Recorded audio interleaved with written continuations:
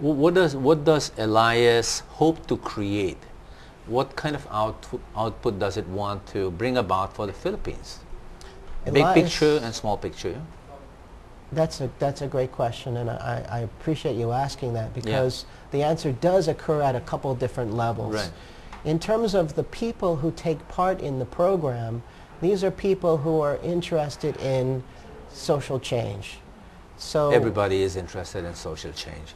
At least we hope so. they're interested in social change at the level of involvement that is personal to them. Yeah. So what they will get out of the program is the answer to two fundamental questions. Which are? Who am I, and what is my purpose, or what is my work here in life? They will get an answer to that. At least according to the theory of the program itself. And has this been tested and tried before? Is there any kind of an assurance that, hey, I'll be satisfied with the answers that I get to these two questions?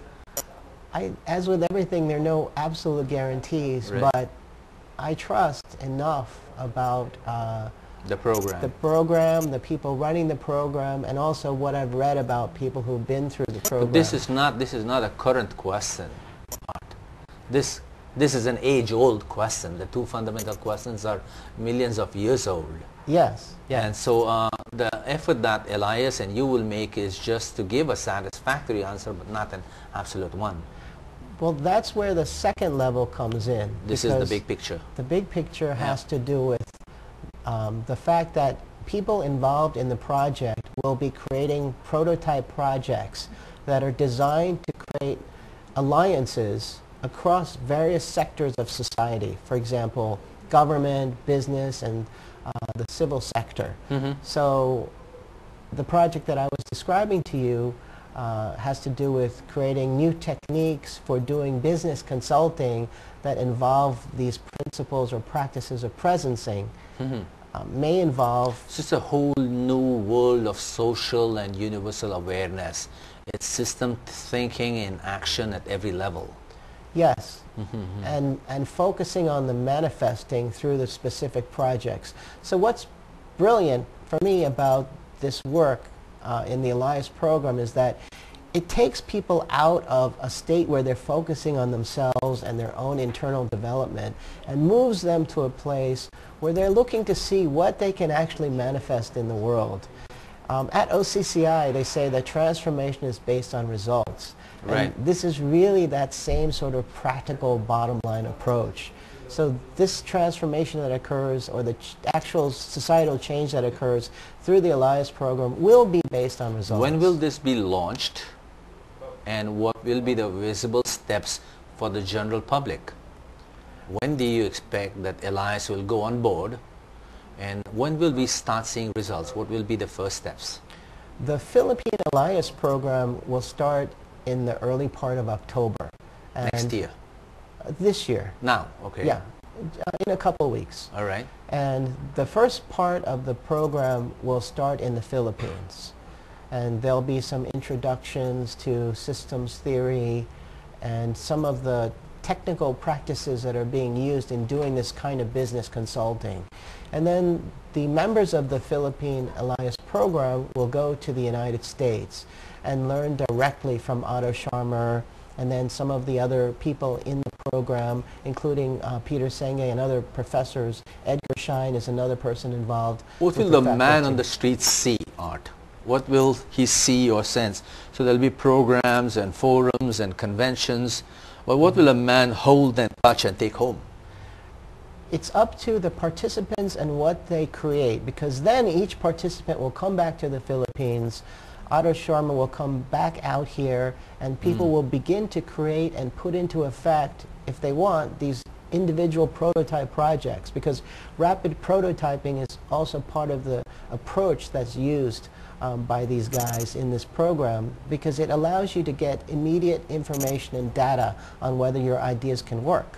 So everybody will come up with an idea and perhaps put it into play. How about measurable outputs and results of what you're doing? When will the world start seeing them? It can be right away, depending on what the specific project is.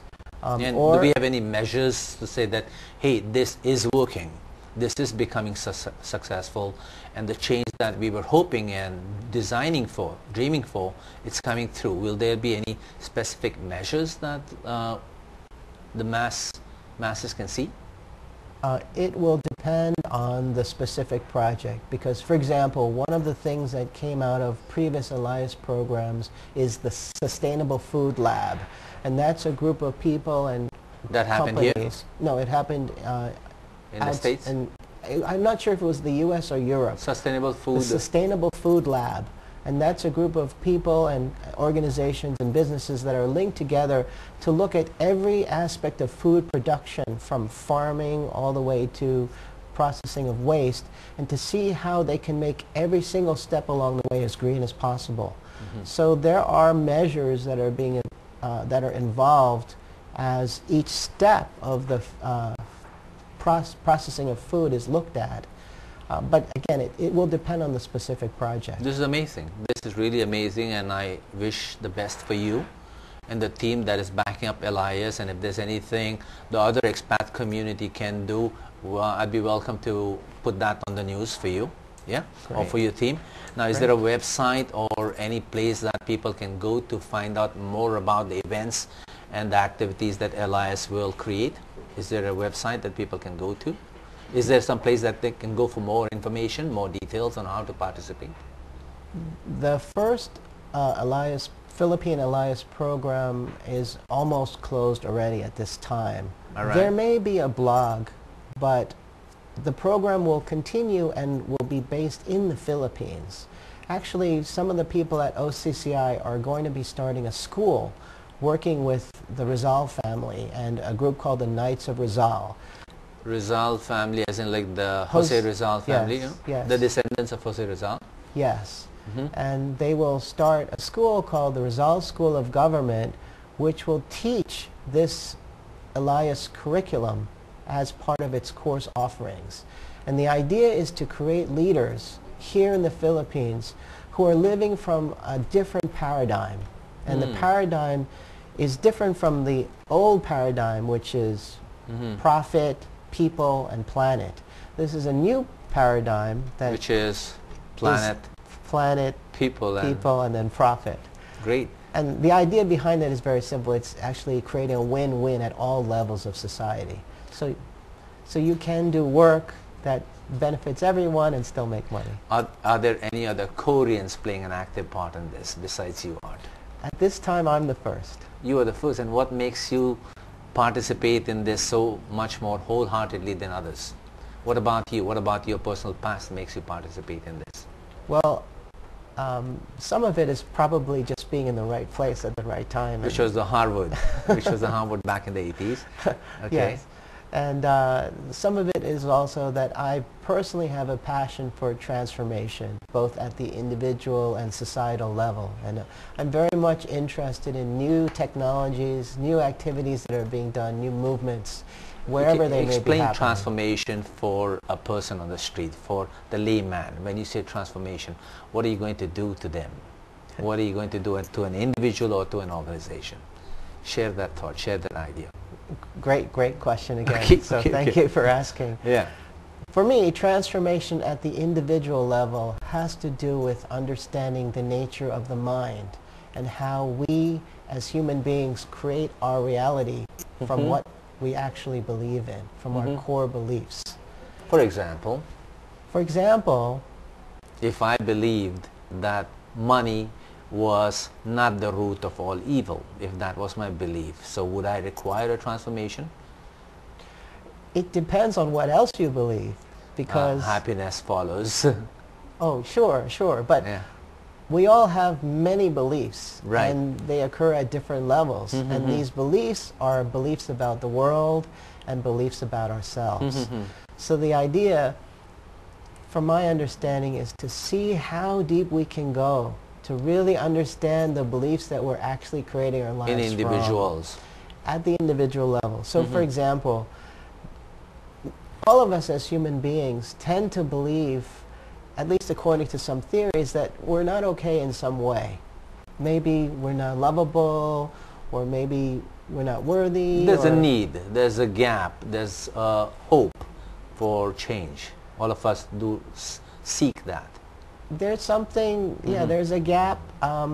You might actually call it something like the original sin theory. For some reason, we as human beings don't believe that we're perfect and whole and complete. It's a sad thing. It's a really sad thing. Okay. We believe that we need to work on ourselves in some way. Yeah. And whatever that specific belief is could be what is actually producing what we have in our lives. Oh, geez. So if somebody believes I'm not lovable, then maybe if you look at what's in their life, none of their relationships are working. Or their life is working. Or their life is not working totally. Yes, yes. So transformation for me at the individual level has to do with creating the kinds of results that we really want in our lives in terms of our relationships, our finances, our work, our career, our personal expression. So let me try to rephrase that. So you try to fill in these gaps that I perceive in my life, or at least the needs that I perceive that I want to fulfill. You help me fulfill that. That is transformation for you at the individual level. I think yes, but I will just add to that transformation for me has a practical component, so it's based on results, and it also has a more metaphysical component because for me it's actually a deconstruction of the self. So at the later levels of transformation, what can happen, from what I understand, is that you create a healthy ego that is able to manifest what it wants. And then you begin a different process, which is some people call ego death. Killing the ego. Letting go of everything that you think that you are and opening up to something greater being expressed through you. All right. Art, we have 1 more minute for another break. It's coming up. But before we come to that break, maybe you can take this to the level of an organization. How do you transform organizations? And we'll wrap up and take the break. But go ahead. Take that minute. Yeah. From what I understand, organizations can be transformed by bringing everyone in an organization to share a common purpose, vision, and core values. Similar to the presencing you spoke about a while ago. Similar to the presencing at the level of connection, at the profound level of connection, and also ideally within a context of what is called a learning organization, that there is enough unity and cooperation and communication among all the team members towards progress and growth, towards progress and holistic growth. So that they can all learn together and support each other in learning wherever they need to learn. Great. Let's take that break now, and we'll come back and cite examples of these disciplines that we spoke about. No? Let's take 1 minute. So let's take 1 minute break. So stay with us. We are still with Art Park, and we are talking about transformation, Korean style. Welcome back to Expert Insights. We are still with Art Park, the transformation guru from Korea. But before we go on that journey of transformation with him, let's find out if he's really Korean. And I have a couple of questions for him. These are true or false questions, and see if he answers them correctly. Art, are you open for this? Yes. A little humor if you don't mind. I'll do my best. Yeah. This is just a true and false answer, and if you want to, expand on that, it's fine. Question number 1. Most Koreans carry chopsticks and can pick up a single strand of noodles with it. True or false? Absolutely true. And you can do that too. Oh, definitely. All right. Many Koreans like eating barefooted in restaurants and they slurp up their noodles. True or false? That's true for me. You like doing that too? Whenever I can. Okay, you're Korean still. Because of their high IQ, Koreans can convert British into metric measurements in their heads very quickly. True or false? True. True, you can do that too. No. You can do that, okay. At groceries, Koreans can tally up their total purchases even before the attendant gets started with their machine. True or false? True, unless the attendant is Korean also. Unless the Korean is, okay. Korean men hate wearing white socks on their dog suits, and they buy shoes on how easy they are to remove and wear. True or false? That is absolutely true. Are you wearing white socks? No, I hate that. Oh, you have slip-on shoes. Slip-on shoes. Every time Koreans pick up something heavy, they go, "aigu," and they say "ne" even when they are speaking English. True. What is "aigu"? They go, "aigu." It's like, oh, poor me, or something like that.